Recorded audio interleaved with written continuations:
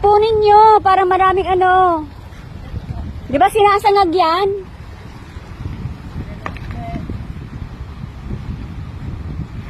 Sinanay, ang dami na atang nakuha, ano no?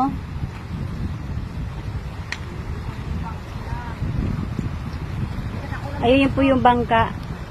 Gusto kong sumakay doon kasi wala nang oras eh. Ayun po yung aking lugar, yung aking sinilangan, lupang sinilangan. Doon. Pasensya na po, nabubulol ako kasi nanibaga ko sa Bicol. Yan, pero mahal na mahal ko ang Bicol. Hindi ko ipagpapalit ang lugar ng Bicol kasi diyan ako binigyan ng buhay. Diyan ako nagsimula.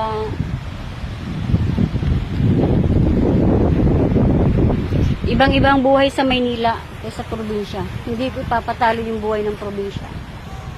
Although mahirap man hanapin ang pera dito sa probinsya, pero tahimik naman.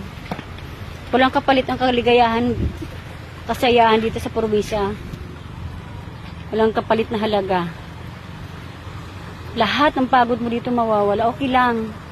Okay lang kunti ang kita. At least tahimik ang yung pag-iisip. Sagana lahat ng pagkain.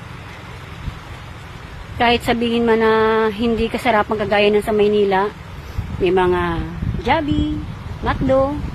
Eh dito okay lang ganito. At least mga sariwa po yung mga pagkain nila. Yung isda, bagong huli. Pumunta ka lang po dito. Magbungkal ka lang po ng mga, yan, bato-bato na yan. Makakakuha ka na po ng mga talangka.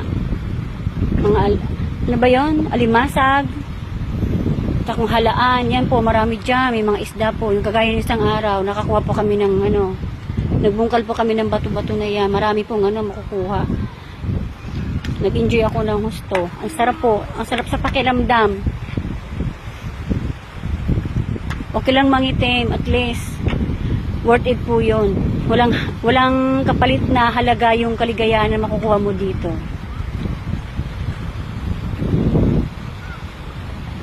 Kaya sabi ko nga sa sarili ko, pag ako'y tumanda, ayoko sa Maynila. Mas gusto ko dito. Yan. Kayamanan ng matatawag yan. Yung anong yan. Pagising mo sa umaga, yan ang makagigisnan mo. Sarap sa pakiramdam. Stress free. Yan. Yun lamang po. Bye bye everyone. Maray na hapon.